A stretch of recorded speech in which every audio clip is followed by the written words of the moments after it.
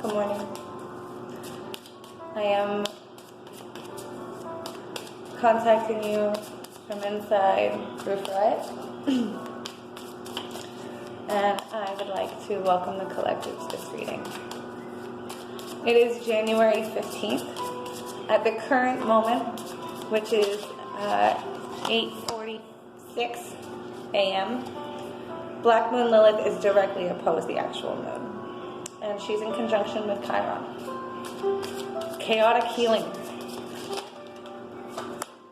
Cards are popping out already. They're coming out thick. I've pulled up this day in the birthday book just to see what's going on, and it's ruled by number 6. 15 is 1 and 5. Venus and Saturn are the ruling planets today. So this is constrained blessings. These are structural blessings. These are times of understanding that sometimes our chains are meant to support us. Sometimes they're meant to restrict us in a positive way. Sometimes the strain and space is a good thing. And I believe this moon going into Libra at the 28th degree now, it will go in today, will really speak to that. I'm a natal Libra moon, so my lunar return is coming up, and I'm pretty excited for it. But at this moment, as the moon changes signs and we go from an earth sign into an air sign, this is tornado energy. This is whipping around. There is trine from the moon to the sun, which is still very close to the Saturn-Pluto energy in Capricorn, and strong trines, as the moon is pretty close also with Mercury, although Mercury is 4 degrees higher, moving itself from Earth into an air sign of Aquarius. Third card. More tornado energy. That's more earth to air energy. That's what we're really experiencing now, is if things are going to get moving fast. So I want you to appreciate those constraints, okay? The card that the birthday book so deems fitting is the Devil card, which also talks about restriction and chains and being held down. Sometimes being submissive to the universe is the best way to go. Jeez Louise. Okay, so my cards are popping out in doubles already. I've got the 3 of Swords reversed, the 7 of Wands reversed, and the 2 of Cups reversed. Okay, so the 3 of Swords reversed, and my second deck came up not reversed. So I'm going to keep shuffling, and we're going to get the other 2 cards to come out. I'm just going to talk about the astrology a little bit while we wait for Spirit to pick a card.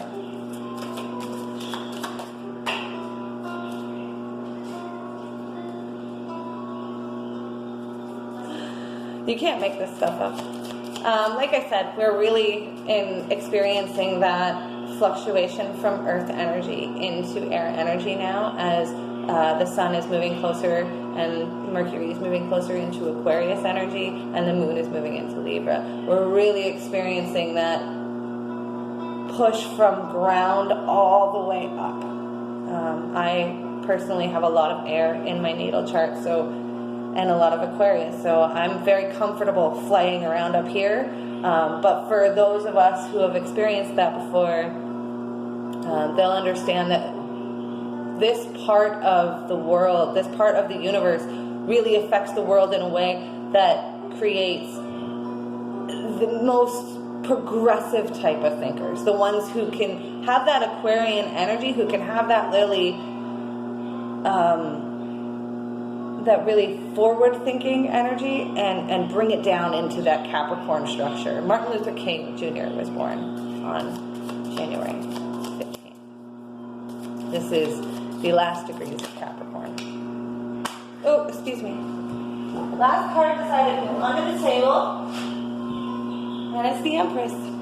She's hiding a little bit, so that tells us something. I have one more deck that I'm going to shuffle. This is just a regular deck of cards. So 2 tarot decks I'm using here, and then a regular deck of cards to just accentuate the energy. Again, I'm doing 3 rows. So first row talks about the lessons we've learned. Second row talks about the lessons we're in. And third row talks about our advice, like what we should do with the lessons we're about to receive. I got 3 cards that just turned upside down. 4 of them, actually. Okay. So, I got, in the first row of what has been, I got reversed 3 of Swords. This is pain. This is heartbreak. But it's being released because it's reversed. But I also got upright 3 of Swords, right on top of it. And then the Queen of Spades, who is the Queen of Swords. So this really talks about repetitive heartbreak, learning the lessons of heartbreak, being guided by your true, honest, cutthroat feminine energy, unapologetically. The Queen of Spades doesn't give break who she hurts. She's going to be authentic to herself. This is very much Lilith energy. This is what we know. This is what we're in. I got the 7 of Wands, which is the divine number in fire energy. The 7 of Wands really talks about being prepared for anything, almost too prepared and on guard, but it's reversed, so you're not seeing something. You're not 100% sure what you're preparing for. But it's divine. The 7 is a good number. It's a divine number. I also got the Knight of Cups reversed. So proud love is an undoing here. It's upside down. We're losing that stability as we ride in blindly. And the 2 of Clubs equals the 2 of Wands. So that's again balancing 2 passions, balancing 2 fires, 2 in deep, magical, creative energies. That's about the divine number. It's about balance. Another 2 in our future, in our advice, is the 2 of Cups reversed. Outpouring of love. We got a lot of broken hearts here. And I think we're starting to examine the pain that came with partnership and the pain that came with love. And letting go of the control that you have over it. Again, this is the card, this is the day that is most related to the Devil card. So restriction is a blessing here. The second card I got was the one that went under the table. It was the Empress. Now she showed up reversed when I saw her. But she was under the table, so we're just going to let her sit like this. Because the Empress really talks about divine feminine energy and being completely faithful in your divine feminine energy, in your magical creativity, to be mother, to be woman, to be nourishing, to be inspiring to everyone around you. And the last card I got was the 10 of Clubs. This is I have written all over this card because this card is very important to me. This card talks about a legacy of passion, a legacy of creativity, okay? It really talks about a hereditary fire that has come down in generational lessons. Letting go of love and partnership to stand in your power, which was always meant for you to be your long-standing fire.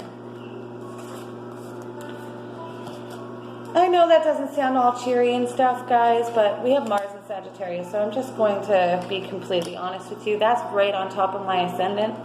It's time It's time for fire to meet fire and old fires to burn.